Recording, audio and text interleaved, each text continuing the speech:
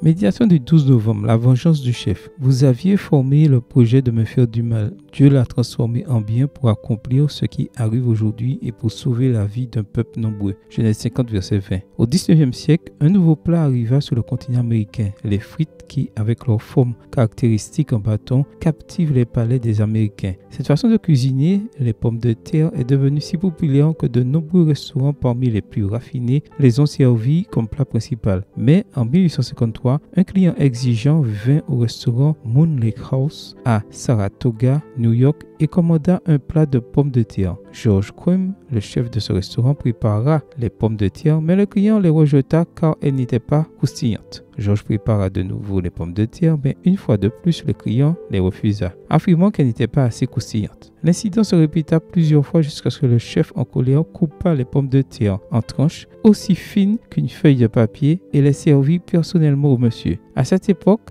c'était un signe de mauvaise manière de manger avec les mains et en lui servant des pommes de terre si fines et croustillantes qu'on ne pouvait pas les manger à la fourchette. Le chef considérait qu'il se vengeait du monsieur. Mais c'est le contraire qui se produit. Le monsieur était ravi des pommes de terre. Il oublia ses manières et les mangea avec ses mains. C'est ainsi que sont nés les chips que l'on peut se procurer aujourd'hui dans presque tous les établissements commerciaux. Il est très possible qu'au cours de cette année, tu aies été la cible d'une vengeance de quelqu'un et peut-être avec des implications plus graves qu'un simple repas, même si ce n'est pas la situation la plus souhaitable. La Bible présente que quelque chose de bon peut résulter même d'une situation aussi défavorable que la vengeance. Au 19e siècle, c'était des frites un aliment simple. Mais pour Joseph, la vengeance prenait la forme d'une citerne, de l'esclavage, de l'humiliation, de la calomnie et de la prison. Mais cette séquence de calamités s'est terminée avec le mécanisme utilisé par Dieu pour sauver la famille de Jacob et tout un pays. Peut-être tu ne te rends pas compte aujourd'hui, mais beaucoup de désagréments de la vie et de cette année à long terme deviendront des bénédictions car Dieu fait tout pour le bien de ceux qui ont